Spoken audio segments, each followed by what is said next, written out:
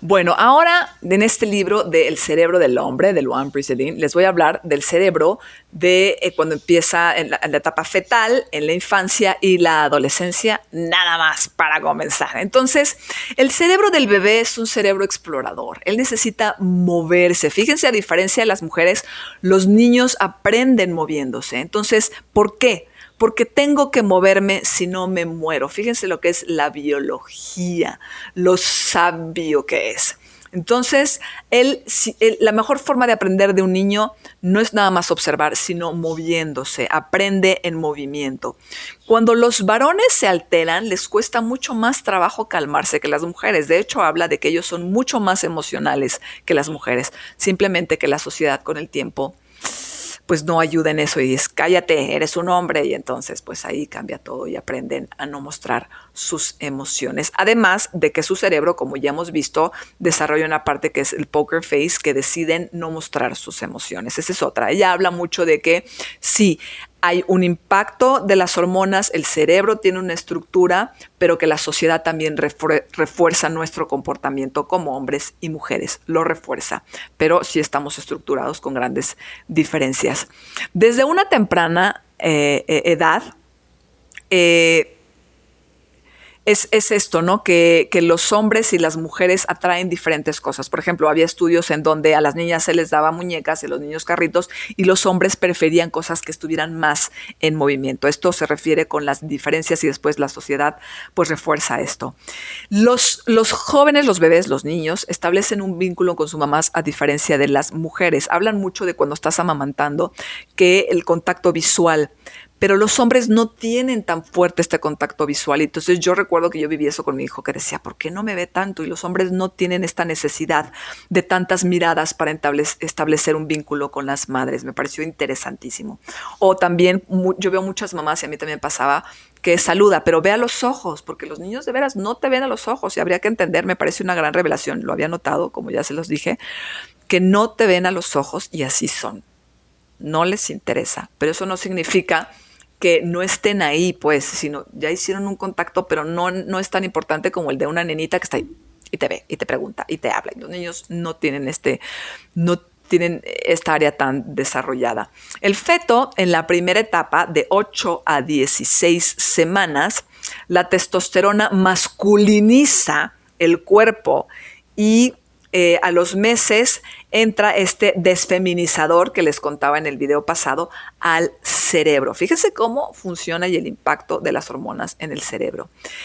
Les mencioné en el video pasado que los científicos se dieron cuenta que la carencia del SIM, de esta sustancia inhibidora Müller en los ratones, hacía que estuvieran más con sus hembras, tenían monogamia. Después del año, la testosterona decae y es una etapa de latencia.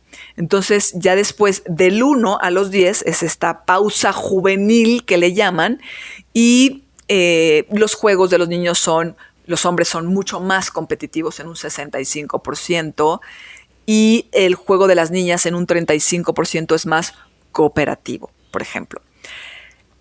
Hay este detalle que me pareció muy interesante, que en las mujeres hay una exposición prenatal elevada al índice de la testosterona. No todas lo viven, porque digamos que es una distorsión, no una distorsión, es un trastorno denominado HAC. Es cuando estás expuesto a un elevado índice de testosterona, HAC, que es hiperplasia adrenal cognitiva, de 3 a 4 años, y esto tiene que ver con que las niñas prefieren jugar con juegos de niños porque estuvieron expuestas a más testosterona. Me pareció muy interesante este dato. La ampliación de límites con los niños empieza a ser, porque a ellos les encantan los eructos y las luchas y los ruidos, les parece muy divertido, a diferencia a las niñas también, pero a los niños mucho más. La exhibición de la fuerza, la dopamina entra, la gratificación, las películas de miedo, los desafíos empiezan a esa edad, la jerarquía, yo soy el más alto, yo soy el alfa, la competencia en los niños es brutal, empieza esta parte porque es que hay que sobrevivir.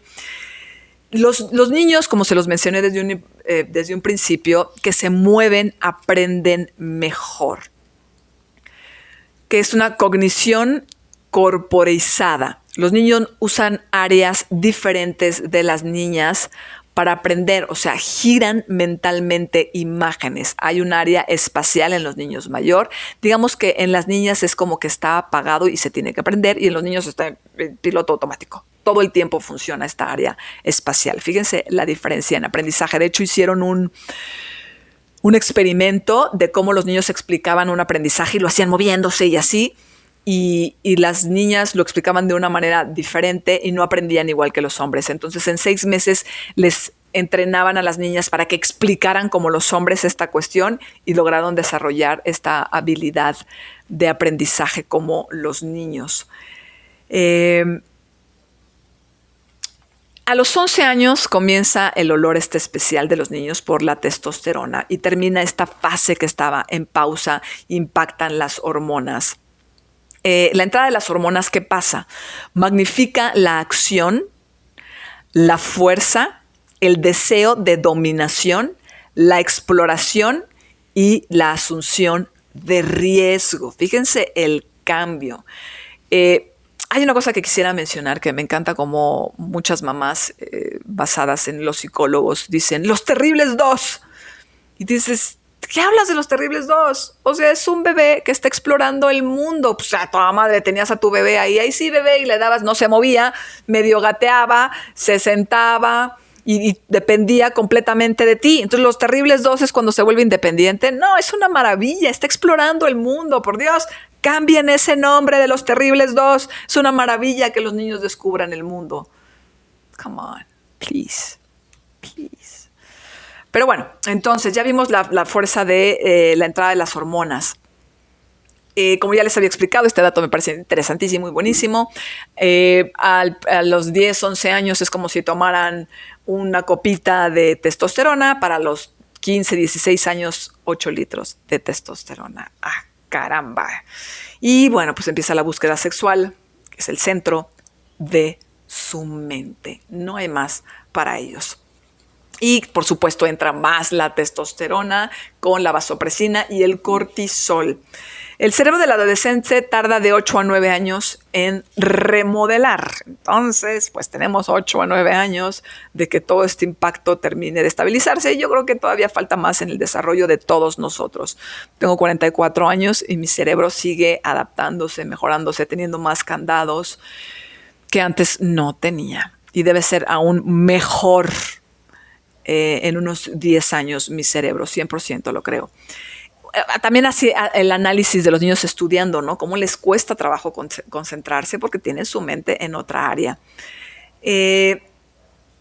La somnolencia, ¿qué pasa con esto? En otro video ya les había mencionado en el cerebro del adolescente cómo ellos tienen por 2 horas el horario diferido de dormir. Entonces, para ellos no es que quieran molestar para quedarse despiertos, sino más bien no pueden, o sea, necesitan estar despiertos porque tienen el horario diferido. Con la revolución industrial, a la hora que ya empezamos a tener un horario de entrada, pues esto les dio en la torre a ellos. Ellos necesitan dormirse más tarde porque su horario está así y despertarse más tarde, pero la realidad es otra y esto pues les provoca somnolencia, aburrimiento, y es que no lo fingen, de veras tienen un entumecimiento. Esto habla esta autora. La testosterona y la vasopresina alteran la realidad del adolescente. Tienen diferencias auditivas, fíjense, es cierto. Nosotras somos capaces de poder diferenciar un ruido del otro. O sea, estamos en una conversación, pero podemos escuchar la música y también podemos escuchar que un niño llora. Los hombres no, o sea, los ruidos blancos no se les da, o sea, los cierran, tienen que escuchar solamente un ruido. El ruido blanco no lo procesan igual y las mujeres sí lo tienen mucho más desarrollado. El mayor crecimiento se produce 3 años después del inicio de la pubertad. Entonces, como a los 16 años, el mayor crecimiento para los hombres. En mujeres es diferente, acuérdense que estoy hablando de esto, de los hombres. ¿Qué sistemas regulan el cerebro del hombre? La amígdala y el córtex prefrontal, que la amígdala hablamos que tiene que ver con el miedo y el impulso, y el córtex prefrontal pues es el otro, ¿no? El freno. Entonces imagínense, está desregulado y es tremendo para la adolescencia. Este dato también es interesante, la repulsión del adolescente al olor de la madre, porque si no, pues tendría que ver con una endogamia, o sea, Edipo, tal cual.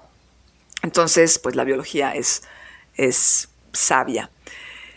Comienzan los primeros indicios de la fantasía sexual, la masturbación, que también ahí los números son brutales, brutales. Los jóvenes deben de tener su tiempo y su espacio porque es importante para ellos esta área de desahogo. Así que hay que tener cuidado, hay que tener respeto con ellos. Ahí te dan datos que yo creo que deben de cambiar ahora, pero bueno. Y bueno, con esto terminamos porque ya vamos a empezar con la madurez de los hombres. Me reí por unos datos que venían y ya se los contaré en el siguiente video. Espero que esto te funcione para entender más a tu hijo, a tu niño, a tu adolescente. Y por favor, si puedes, lee el libro porque está mucho más preciso que lo que yo te doy en 10 minutos. Muchas gracias por ver este video.